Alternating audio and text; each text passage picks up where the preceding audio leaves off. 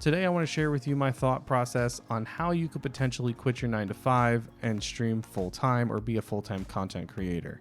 Now, to be completely transparent with you, I am not a full time content creator at all. I work a full time job on top of doing YouTube, TikToks, streaming, and the list goes on. So I definitely feel like I can relate to a lot of you who are wanting to quit your 9 to 5, be a full time content creator, have that flexibility, and not missing important things in life. So the things that I want to share in today's video, if you implement some or all of them, the results are going to vary. So I can't guarantee that everything that I do mention is going to instantly make you a full-time content creator, but it's definitely going to influence your mind a little bit and make you think differently if you haven't thought about it this way before. So the first thing that you're going to want to do is make sure that you create a plan. A good way to kind of research how to create this plan is to look how business plans are put into place. The reason why I say this is because with a business plan, if you think of your stream as like a shop, it's going to instantly click everything into place. So think of it like this. You're in a shopping mall. That is the streaming platform. So let's say it's like Twitch or something, right? So Twitch is the shopping mall. Every streamer is a store. Or you can consider each category as a section in the mall or a section in the shopping center. And inside of that category, you have all the stores. So each stream is a store. So you need to think about your shopping experience and what those stores are offering you and why you keep going back to those stores. So if you are in a shopping center and you're going to a store, are you getting greeted? Are you asking if you need any help?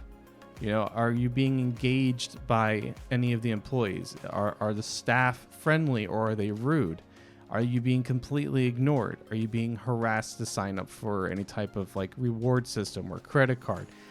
The reason why I say this from a retail space is because when you're streaming, if you're not engaging your chat, then it's like you're ignoring a customer. If you constantly have a bot or something that is spamming the chat with stuff like, oh, join my social media, donate here, sign up for this, sign up for that. It's just constant spam. So people usually will get away from that. I know for me, when I'm walking around a mall and you got those like small kiosks and like someone's trying to like shine your shoes or sell you some stupid shit, then you try your very best to ignore them. And that is kind of the same way with the streams. If you're constantly seeing that stuff where all they're really looking for is money and for you to sign up for stuff, then yeah, people are going to get away from that. But if the experience is different, where it's got stuff that you like and the staff is friendly and they're engaging, so you're engaging your chat, you're giving them value and some type of experience, then they're going to want to keep coming back. They're going to tell people about the stream or store, and it's just going to eventually grow the community just from word of mouth. So I have some questions here that I want you to write down and think about and really do a deep thought process on this. So number one, why are you doing this? What drives you to pursue this? Number two, describe your target audience.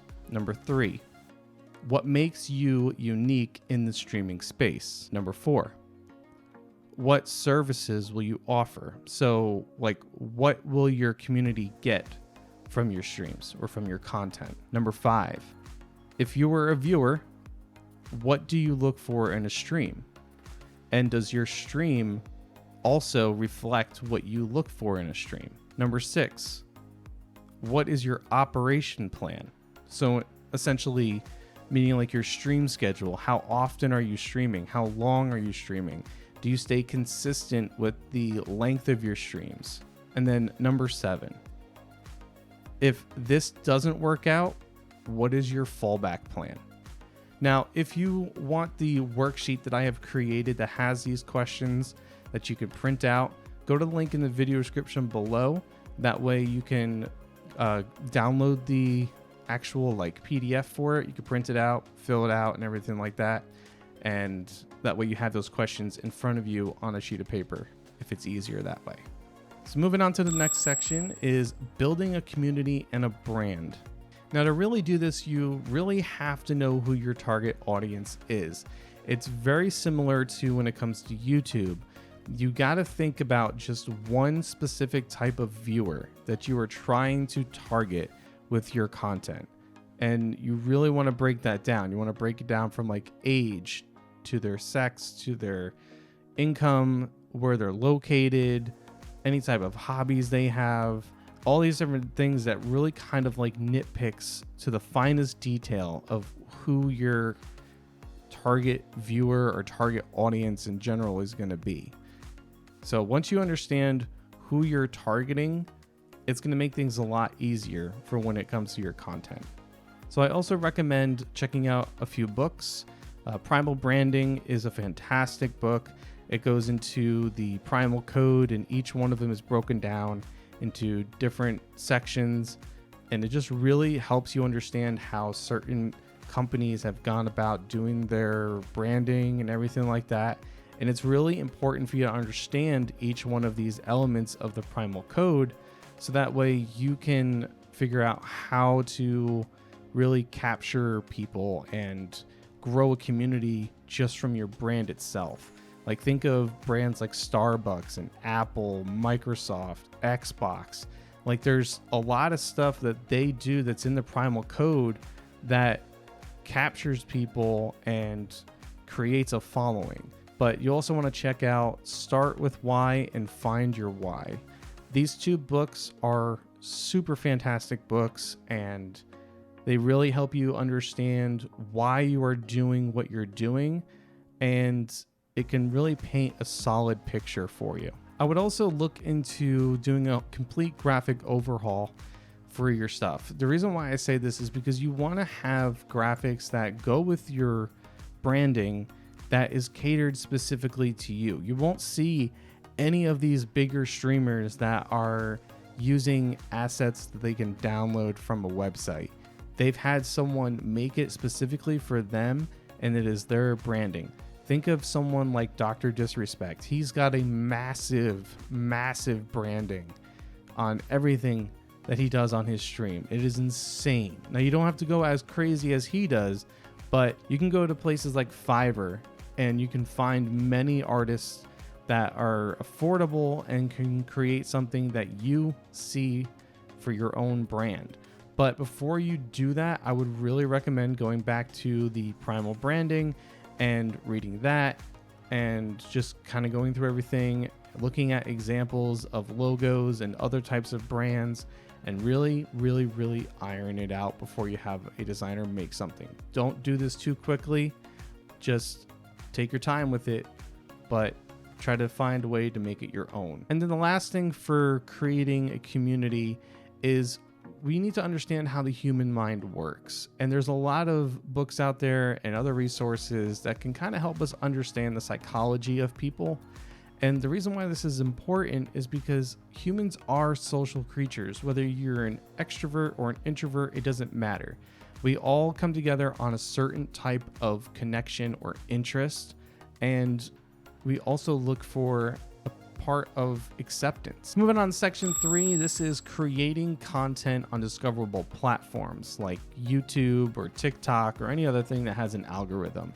Now, this does get thrown around a lot because it is actually good advice, because you want people to find your brand, find who you are, the content that you make, and by using an algorithm, that bot is going to help push that stuff out while you're making more content or while you're sleeping and stuff like that. So having the algorithm in your favor is very, very important, because if you think of like how Twitch does it, when you stream, once you end that stream, then that's it. You're not live anymore. No one's able to find it. If no one knows who you are, then it's dead at that point. But with YouTube videos and TikToks, that stuff's always going, because of the algorithm. With YouTube, if you hit 1,000 subscribers and that 4,000 hours of watch time, then you become part of the YouTube partnership program, which then allows you to get ad revenue, which is going to be kind of like your first part of getting some money and kind of helping you get to that full-time status and leaving your 9-to-5. And then you also unlock other features like super chats and memberships and super stickers and a whole bunch more. That is other ways of making money on the YouTube platform. So section 4 is understanding what I call C.A.D.A.P, which abbreviates for consistency, authenticity, drive, adaptability, and patience. So with consistency, this can range from many different things like your stream schedule, how often you stream, how often you post videos, how you present yourself, and do you have consistent energy? Whatever it is that you stream, are you consistent on that? Are you playing the same game? Are you doing the same type of like cooking stuff, music? There's a consistency that matters, because if you break the consistency, like if you were watching a show and all of a sudden it changed the days that it gets put on the air, or if they changed all the cast from season 1 to season 2, the consistency is no longer there, so therefore you lose people. Now for authenticity, this is also really important. You need to be who you are on stream and not use a persona. Just be you, let people know who you are, what you're into, what are your interests and hobbies, and let them connect with you as you also connect with them. That way you are forming an audience that you guys all pretty much have a certain connection to, which goes back to what I was saying about building a community and people looking for something that they can connect with and also looking for acceptance. Drive is also very important because it is the reasoning as to why you're doing this. And those questions that I had mentioned in the earlier part of this video, as well as reading the book, Find Your Why and Start with Why, that is going to really help you understand your drive factor for doing this. Adaptability is also really important because the industry is always changing and you need to be able to adapt with those changes. And then patience. We all have to understand that this stuff's not going to happen overnight and it's going to take some time. It's going to take hard work, but you have to stay consistent and then the results will eventually come. So section 5 is about creating income outside of streams. Now this can be stuff like your YouTube videos where it gives ads for that, or you could do affiliate marketing, brand deals, sponsorships, and so much other things that you can do. But having a stream of income outside of your actual streams is very, very important, because if you're only relying on people who are willing to either donate when you're streaming or to subscribe to you when you're streaming, and you're expecting that revenue to be the only thing that keeps you to stay going full time, that is really, really hard to stay consistent with, because every month is going to be different with how many subs you get. And if it's under and you can't pay bills, that is going to be very, very stressful. So having these other streams of money coming in, like different revenue streams, that is really what's going to really push you to be able to go full time. That's why YouTube partnership program is something that I really recommend a lot of people do. So that way you can make videos and then get the revenue while you sleep, but you got to stay consistent with that too. So it's all about the hard work that you put in, but it is definitely possible for you to be able to make that extra income on top of your streams, making some income for you to be able to go full time. So the final section is section 6, which is finding the right balance. Now, as I mentioned at the very beginning of this video, I am not a full-time content creator, and I work a full-time job on top of doing content creation and streaming and stuff like that. So I can definitely relate to everybody who is in the same boat and wanting to quit their 9-to-5 to be able to do this full time and have the flexibility and everything like that. But what I can recommend is try to find 1 or 2 days a week that you can permanently be a stream or content creation day and make the best content possible. Well, that pretty much wraps up everything that I have to talk about today, but I do want to end it on this. First, if you watched this entire video, I really do appreciate it, and I thank you for giving me your time. And hopefully the stuff that I have talked about was able to give you some type of motivation and to make you think differently about your content or the way to go full time. If you have any questions, drop them in the comments. And if you're wanting to learn more about streaming and different videos like this, definitely take a look at the channel. Click the bell icon if you subscribe. Thank you again so much for your time, and I'll see you guys soon. Take care.